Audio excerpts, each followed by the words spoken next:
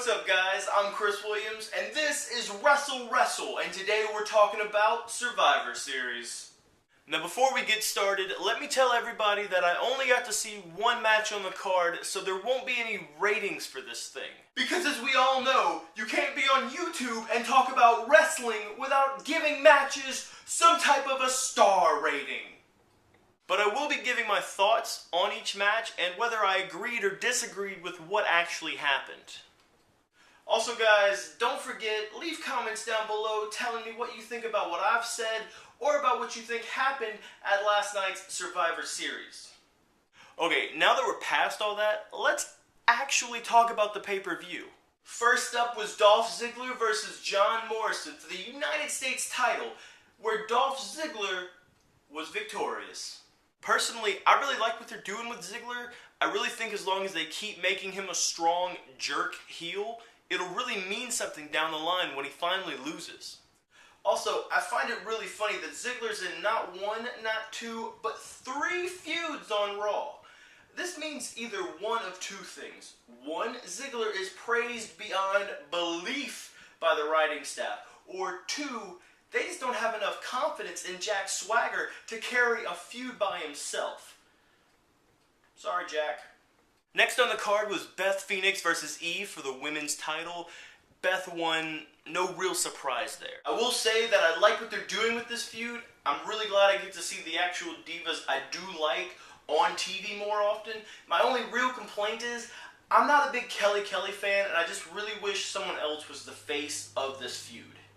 Alright, next up is Team Barrett versus Team Orton, and thankfully, the right team went over when Team Barrett beat Team Orton. You know, it's kind of weird. This match had a lot of ups and downs for me. The downs, and really there's only one down from last night, and that's Sin Cara got hurt really badly. He's actually going to be out for 6 to 9 months, which I really hate because he's one of the few guys that I think brings something different to the program. Alright, now the ups. My boy, Wade Barrett, has now beaten Randy Orton twice in 3 weeks. That's crazy. They are giving this guy an insane push. Get ready for him to be a future champion, a future star, even bigger than what he is now. Also, Cody Rhodes was the other surviving member of Team Barrett.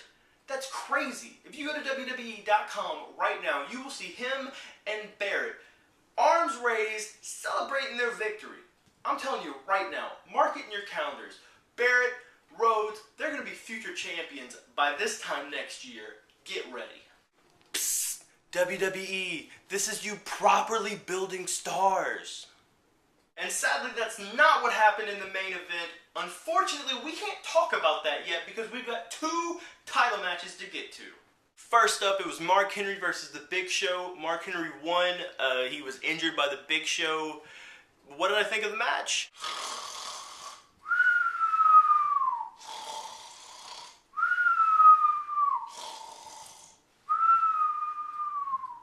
As for the other title match between CM Punk and Alberto Del Rio, where CM Punk did become the WWE champion, I do have some thoughts.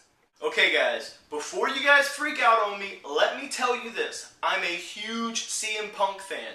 If I was running the show, he would have been the main focus of Raw for months. Unfortunately, that's not how they booked him, so I think last night should have gone differently. If it was me, I would have had ADR win only because I feel that without the belt, ADR is kind of pointless and doesn't really have anything to do.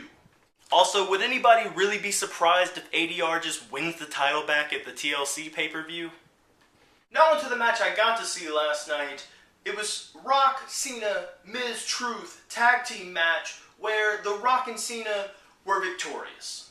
Now here's my issue with what happened last night. Miz and R-Truth have been on a tear these past few months. They even got a victory over CM Punk and Triple H on a pay-per-view. And now that they've lost, they have nowhere to go. I mean, unless something creative happens, these guys are done. As for the other thing that happened last night, after the match, Rock, Cena, they're sort of celebrating. They're going from turnbuckle to turnbuckle, each testing what the crowd thinks of them. Obviously, Rock's getting booed out of the arena. Cena's getting cheered like he's Jesus, which I have a problem with. I have my own issues with that. I'll get to that another day. But eventually, The Rock bottom Cena. Cena rolls out of the ring. He's holding his back like he just got shot, and he's acting like he's scared, doesn't want to get in the ring with The Rock. Now listen, I'm not the biggest Cena fan, but he's the biggest star in the company. He is the biggest star in wrestling right now. The Rock will not be back until Mania. And then after Mania, he will not be back until WWE calls him and decides to put him in their Hall of Fame.